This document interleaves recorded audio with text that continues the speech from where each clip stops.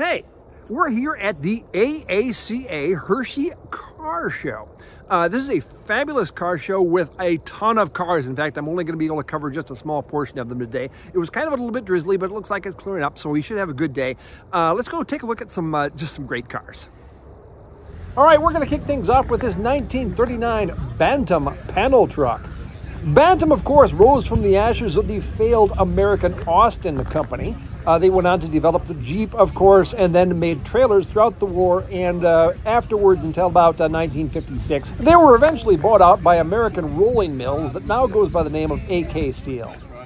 This next tiny car is not a Bantam, but is in fact a 1939 Crosley. This first-year Crosley was powered by a Waukesha two-cylinder engine making 14 horsepower. Crosley stopped making cars in 1952 to focus on more profitable things like making radios and refrigerators. Just the sheer size of this show is immense, and I'm really only going to be able to cover a small portion of it just due to time constraints. Hey, look at the size of that Buick. Let's go check that one out. This one is parked in the professional vehicles class. I think maybe there's a couple of other cars that haven't shown up yet.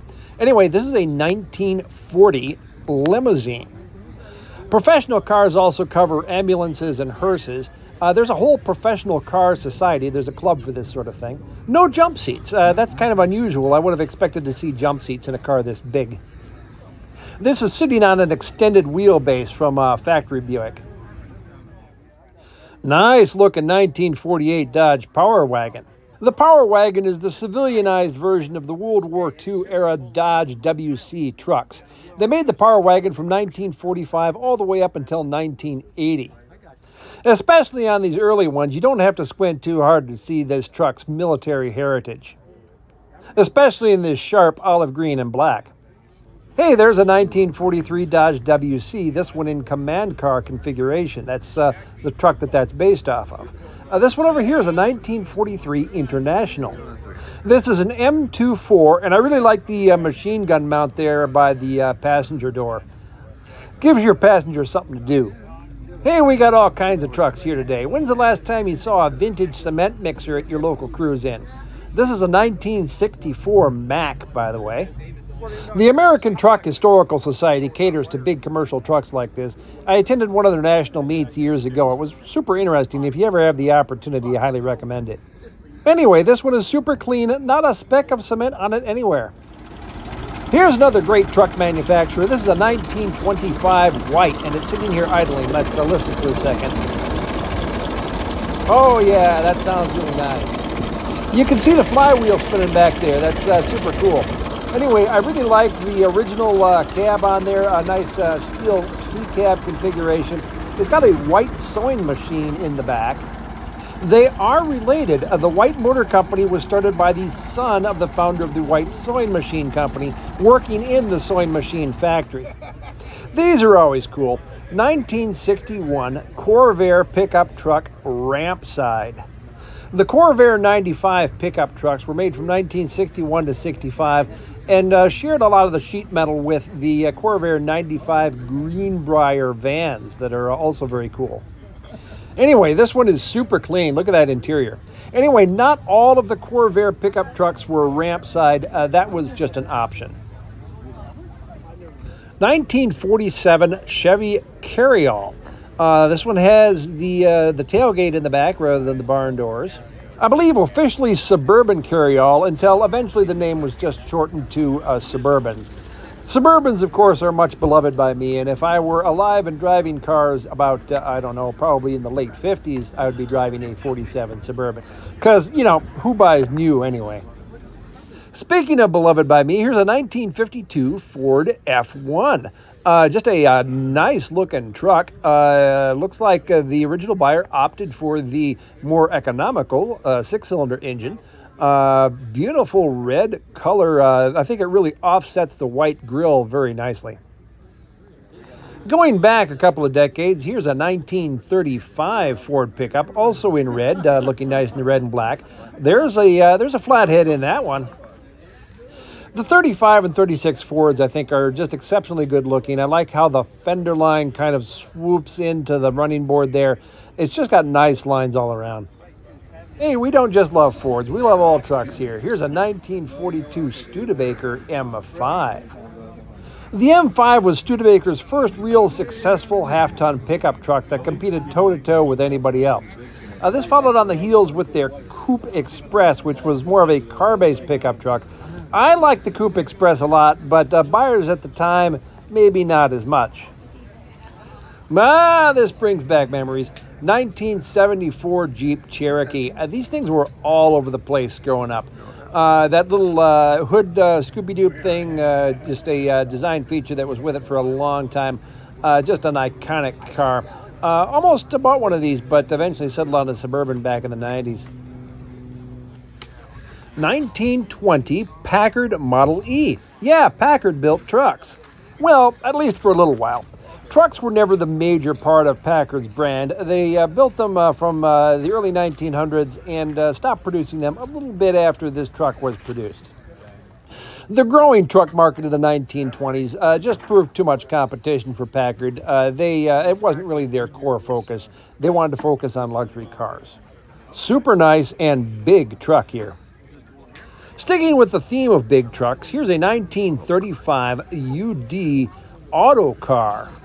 This is a COE, that's a cab-over-engine design.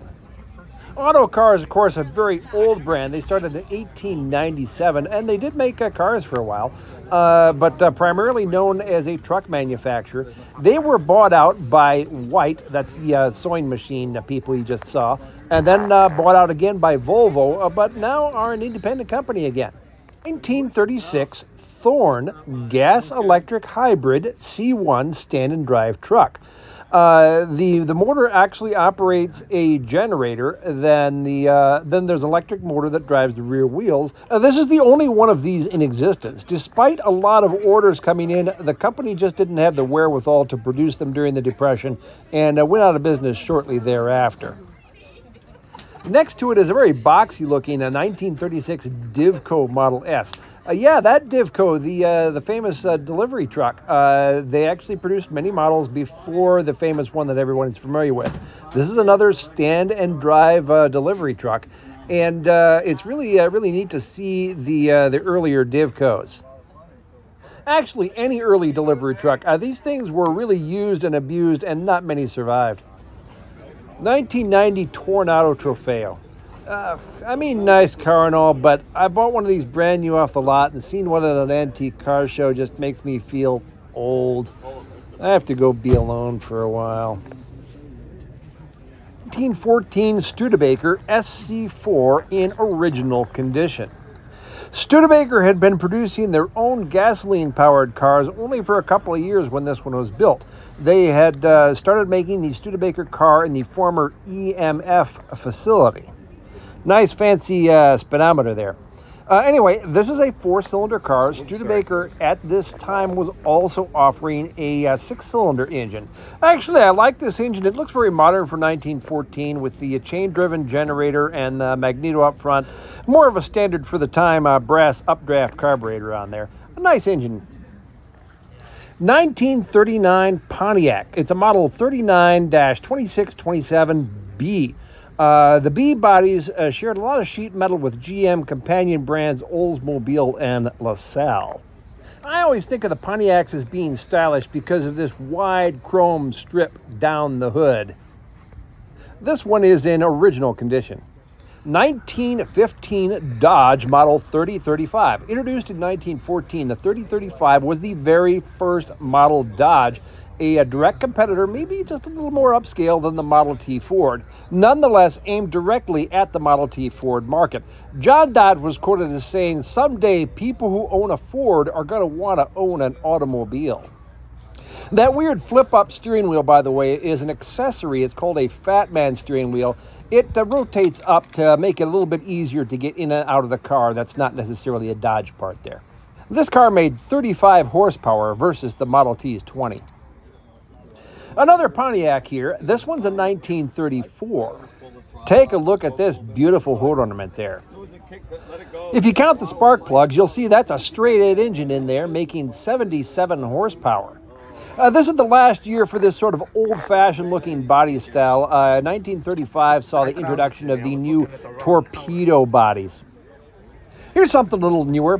1976 Volkswagen bus in just beautiful condition. This is supposedly not restored but preserved here.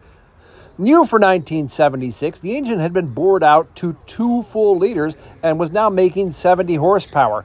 That's almost as much as that 34 Pontiac we just looked at.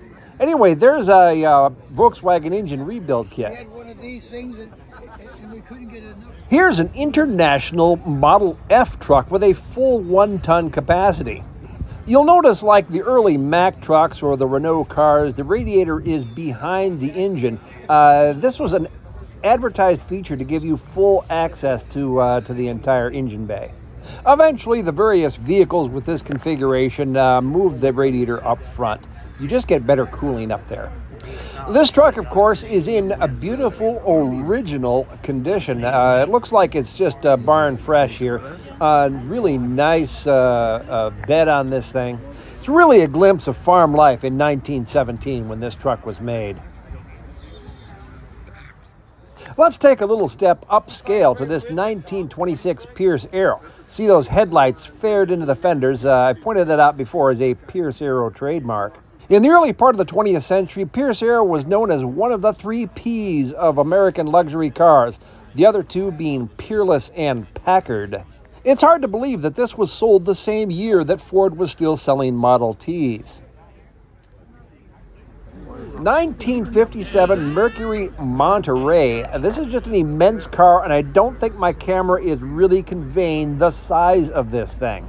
Mercury offered 3 model lines in 1957. The Monterey seen here, the Montclair, and then at the top of the line, the Turnpike Cruiser.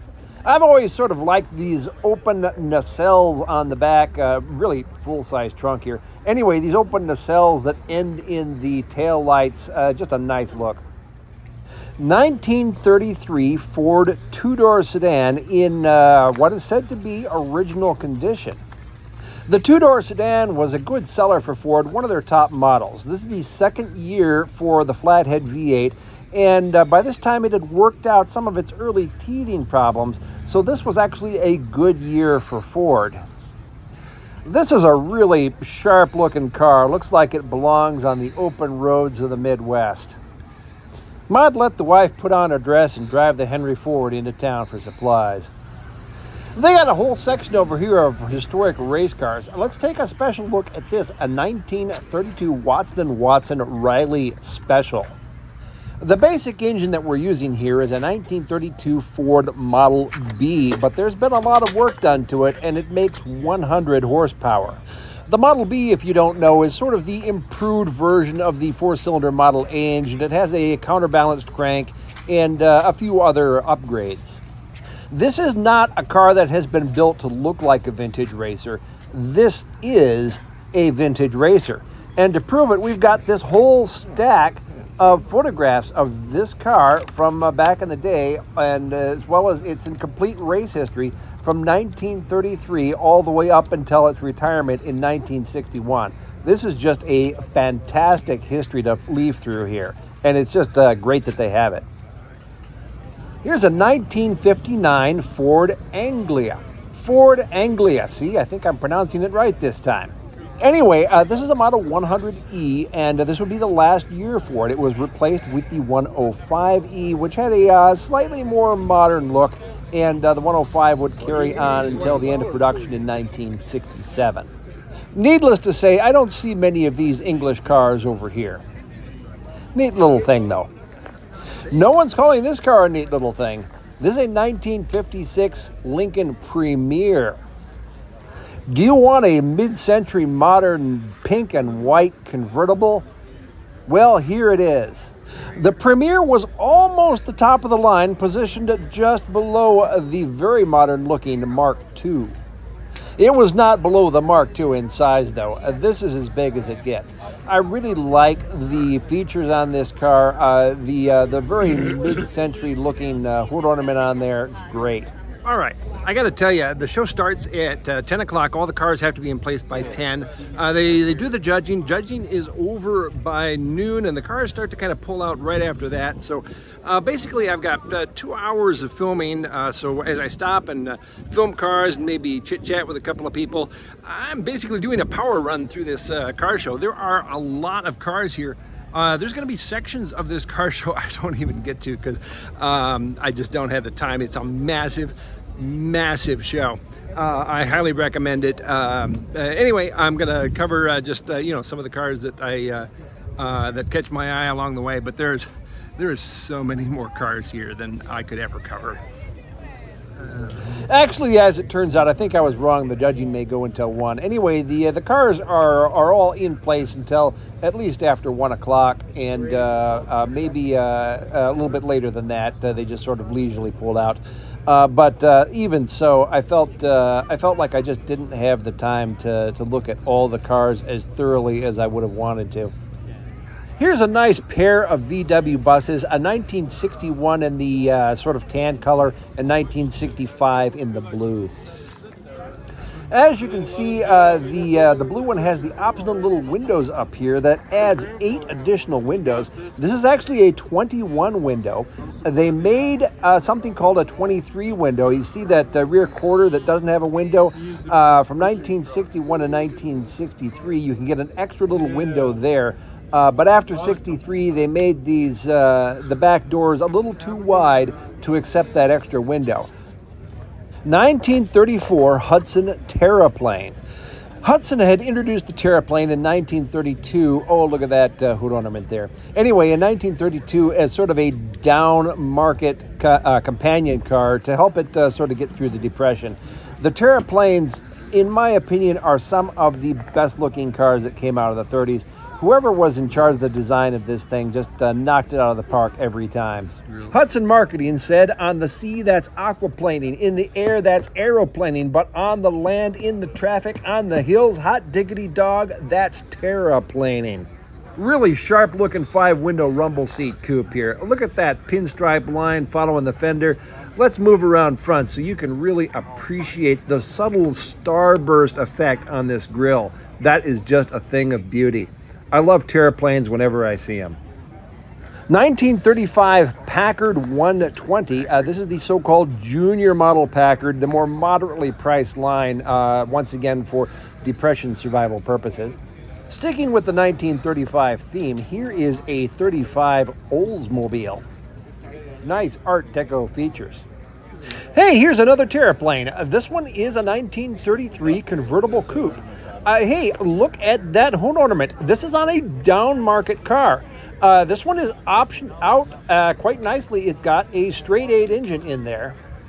The Terraplane was a lightweight car, and if equipped with the 8-cylinder engine, it had the highest horsepower to weight ratio of any production car in the world, making them very quick. That made them one of the favored getaway cars for 1930s gangsters. Look at those suicide doors on there. That's just a cool car. Hey, sticking with the Terraplane theme, let's go back 1 year. Here's a 1932. This is an Essex Terraplane that was introduced in July of 32, making this only a half model year, so the 32s are a little more rare. Unlike the 33s, they were offered with only a 6-cylinder engine, but they were still quite quick for the time. Hudson turned the launch of the Terraplane into quite the event and hired Amelia Earhart to help promote them. This yellow job is a 1932 Nash 1083.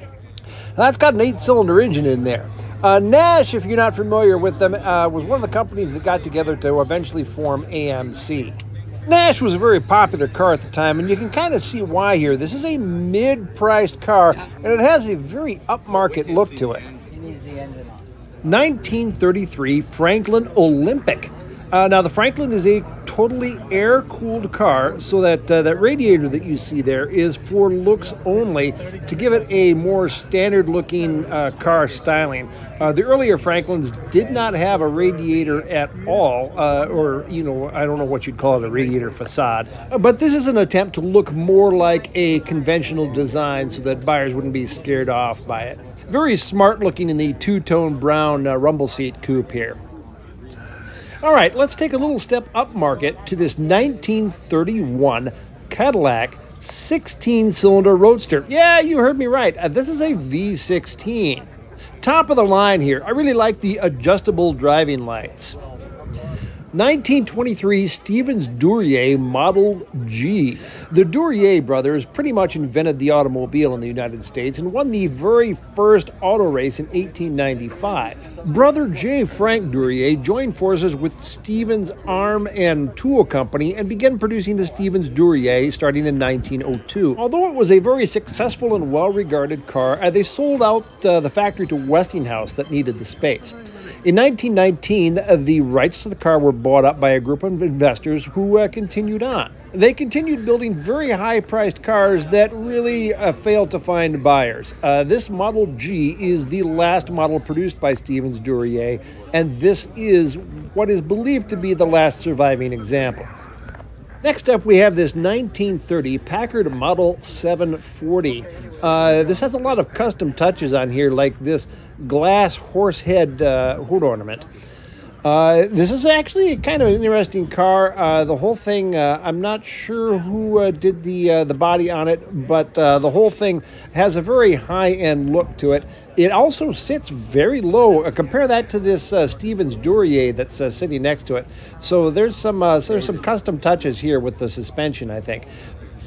Next up, 1929 Rolls-Royce Ascot Phantom.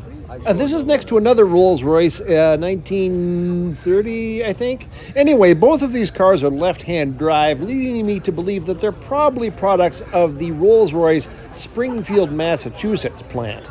Rolls-Royce built cars there for the North American market from 1921 to 1931, actually using these same offices as the Duryea Motor Wagon Company, the predecessor to that Stevens Duryea company that we just looked at. I think the Rolls-Royce controls of this era are kind of neat. The Springfield Rolls-Royces were bodied by Brewster, who later went on to put bodies on Fords, but that's another story. Next up, we have a 1930 Duesenberg J, what many people feel is the pinnacle of American luxury automobiles. There is the Duesenberg straight 8 engine, as powerful as it is beautiful. Look at that thing. I'm not sure who did the body on this one. The Duesenbergs were all custom bodied, but this is a dual cowl Phaeton, which, I don't know, that's just one of my favorite body styles for high-end luxury cars. I have seen a fair number of Duesenbergs, and every time I am overcome by their sharp styling. 1922 Mercer Series 5. The Mercer was a very high-end and well-regarded sports car, you would call it at the time. Mercer had a pretty good racing pedigree. Mercer's had raced at Indianapolis. The early competitor was the Stutz Bearcat, so this was a high-end luxury sport car. High wheelers. Let's see what we've got over here. This first one is an International. This is a 1912 MW. The W in this case stands for water-cooled. Next to that, we have a 1907 Anderson. The Andersons were made from 1907 to 1910 in Anderson, Indiana. It's powered by a 2-cylinder engine. Over next to that, we have a Detroit Electric. Of course, I always like electric cars because they're steered from the back seat, and it's just an unconventional look. We do get a chance to see the battery compartment on these things. It uses a more conventional batteries than a modern electric car. Over here, we have some other alternative fuel cars. This is a Stanley Steamer. I'm not sure of the year he didn't have his sign out, but it's very similar to the one next to it, which is clearly labeled as a 1911. You get to see the boilers and how they work. There's a little burner up front. They burn kerosene, and then there's a heat exchanging boiler in there that boils the water. It's always neat to see these things operate. Let's go back and take a look at these high wheelers. The high wheelers were sort of an attempt to appeal to more rural automobile buyers who were more used to wagons and buggies. Here's that 2-cylinder engine underneath the Anderson. It's kind of a neat car. Here's something you don't see every day, a 1903 Overland. This is the first year for the Overland. This was made in Terre Haute, Indiana, long before the company moved to Toledo. This big boy next to it is a 1909 Buick Model F, still a two-cylinder car there. Next up, we have a 1904 Rambler L. The Rambler automobile was built by the Thomas Jeffrey Company. In 1916, it was bought by Charles Nash, who reintroduced it as the Nash Motor Company. So this became the Nash later on. You saw the Rambler name that appear in the 1950s as the Nash Rambler. This is a very nice car of its era with the Surrey top and custom-fitted baskets on the back. We have a very special car up next. This is a 1906 Locomobile. This is not just any Locomobile, though. For the 1908 Vanderbilt race, the Locomobile team fielded two cars, number 1 and number 16.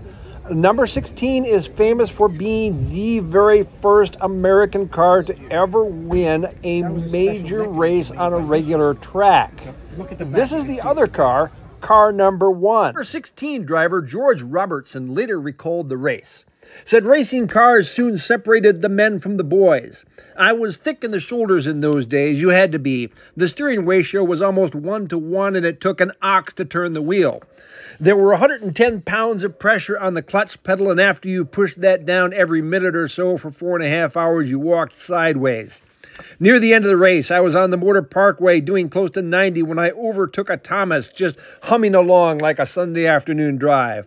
On the last lap, I passed the stands a minute and 48 seconds ahead of Herb Lytle.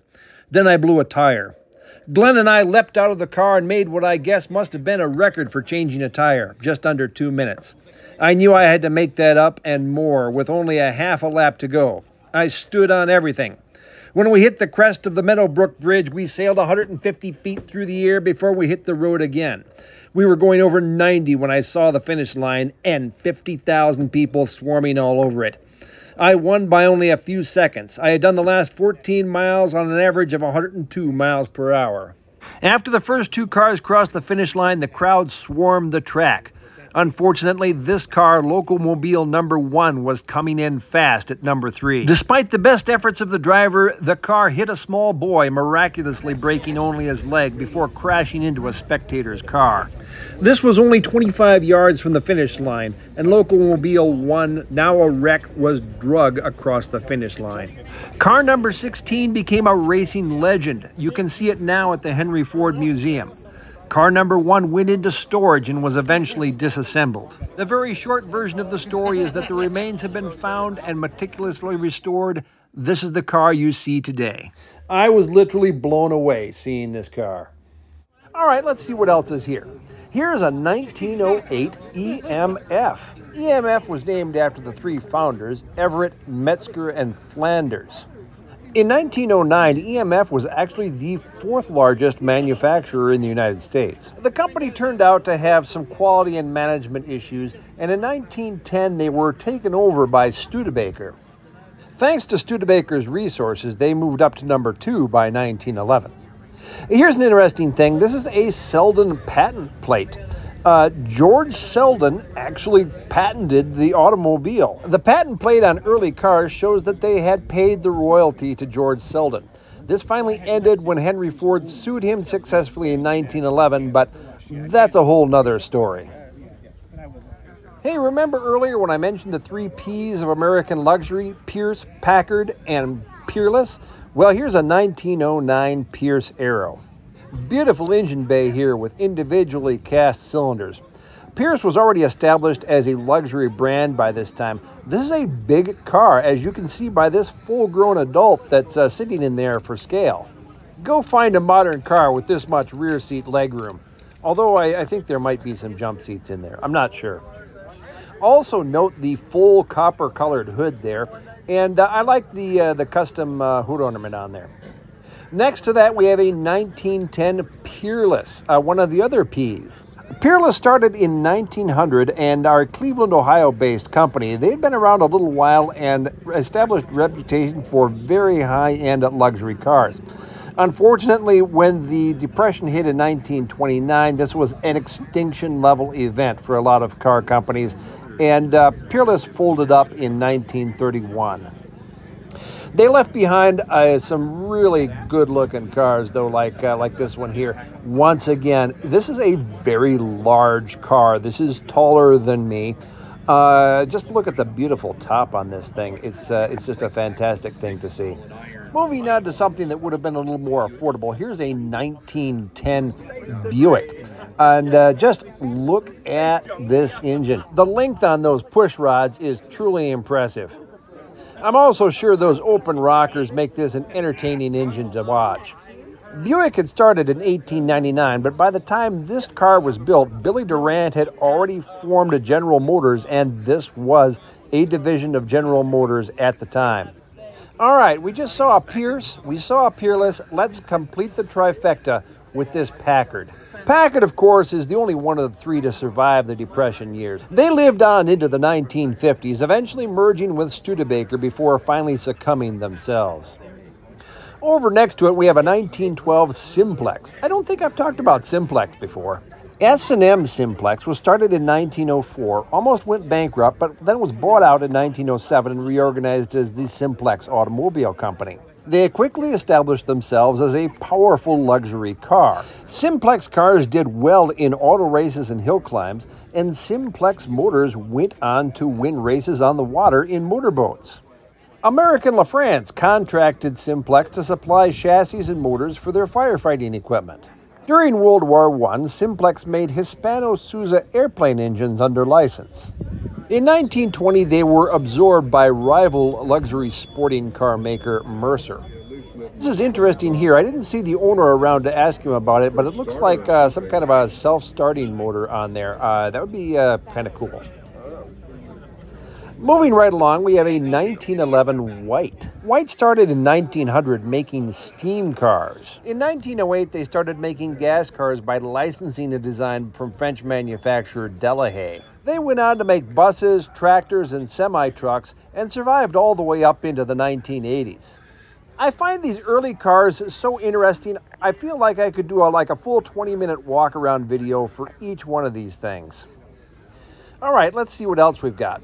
Here's a 1916 Pullman. Pullman was a company well known at the time for making high-end luxury rail cars. The founder of the Pullman Motor Car Company named it that to evoke that rail car luxury, although the two companies are completely unrelated. The Pullman Motor Car Company didn't last very long and went out of business in 1917. 1912 Thomas Flyer.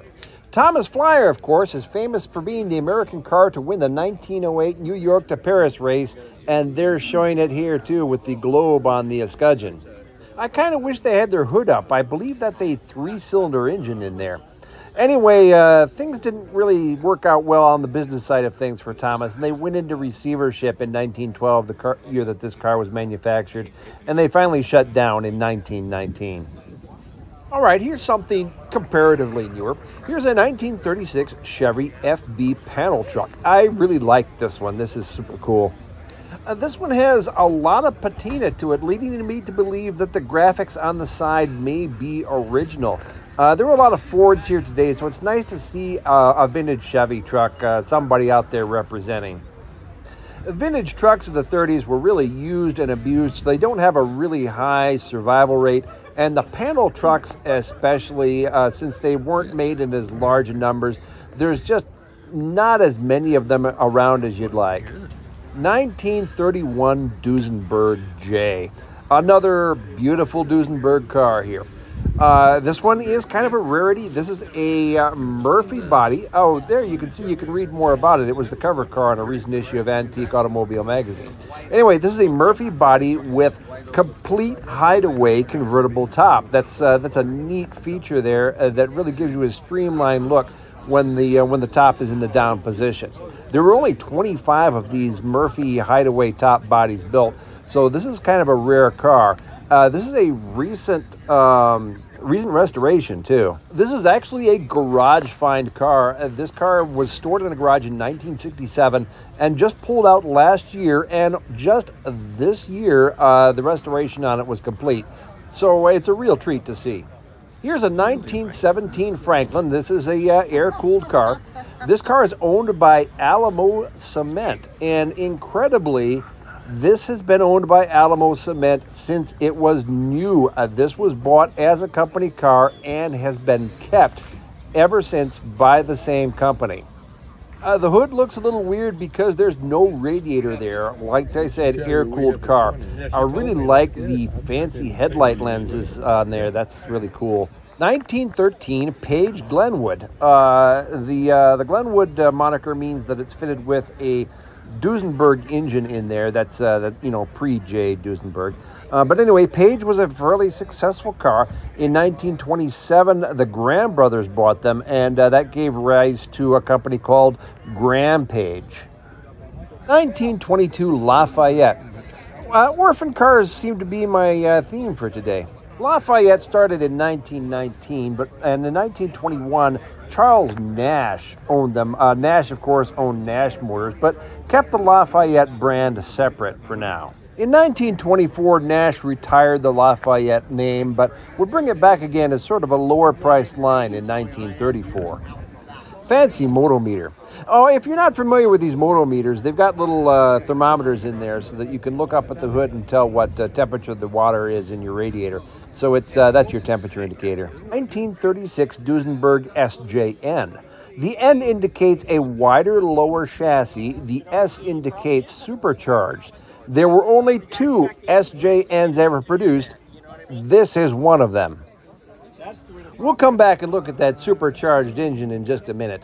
This is a 1934 Nash Ambassador 8. While I'm waiting for a couple of people to clear away from the Duesenberg so I can take a look at it, we'll just take a quick look at this. Not that the Nash is not a beautiful car in its own right, with some really nice Art Deco styling here. Here's that beautiful supercharged straight 8 engine. This engine can propel the car from 0 to 60 in around 8 seconds and 0 to 117 seconds. That's not bad for a 2.5-ton car. A Duesenberg slogan was that the only thing that could pass a Duesenberg was another Duesenberg. But what money can buy. So that was a portion of the AACA Fall Hershey Car Show. It's just a fabulous show. Highly recommend it to anybody in the area first week in October. Anyway, hope you enjoyed it. There's some other videos that I have. There should be a link right about there for some of my other videos, or please subscribe to the channel. I'd like to see more subscribers. Anyway, there's a link right about there to subscribe to the channel. Anyway, until the next car show or event or whatever it is, I'll see you later.